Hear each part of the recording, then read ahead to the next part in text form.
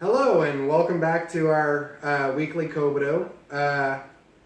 Today I'm going to work on stances with you. There are 4 basic stances: linear stance, back stance, horse stance, and cat stance. Each one has their own advantages and disadvantages. Each one has their own uses. So as such with Kobudo, every week you want to actually have a weapon in your hand so that you can practice with while holding an object. And today, my weapon is not going to be this little fella. Today, it's going to be this. A cane. So first, linear stance. Linear stance, what you want to do is you want to stand with your feet in a straight line, right? So here. You're going to stand with your feet in a straight line. You're going to have your back leg locked out, and you want to try and flex your calf muscle all the way around until you can kind of have it lined up but still be comfortable. On the front knee, you're going to have your knee bent as far as you can, and the way that you measure it is properly to have your knee equal to your toe, and I'm using my actual cane as a measuring tool. So whenever I go to defend myself, I'm here, but I can still measure my knee. Right? So, that's the first stance. That stance, the linear stance, is for forward motion, so you can go into aggressive techniques. The next one is more of a defensive stance. This is the back stance. What you want to do here is you want to put all your weight on your back leg and very little weight on your front. So it's going to be like 70-30. You're going to have both knees bent. Your back foot is going to be pointed to the side. Your front foot is going to be pointed forward, and you can put your feet together, measure it. Should be, L-shaped. You're going to be here. Okay? That's the back stance. That's number 2. Number 3 is horse stance.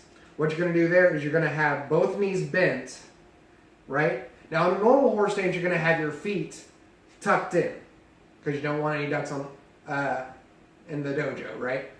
However, for this, it's going to be the opposite. It is okay to have your feet out.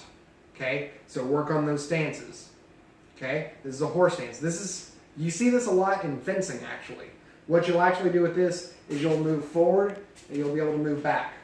And because you have both feet out and your weight equalized on both legs, you'll be able to move forward and back and even side to side a little bit for that.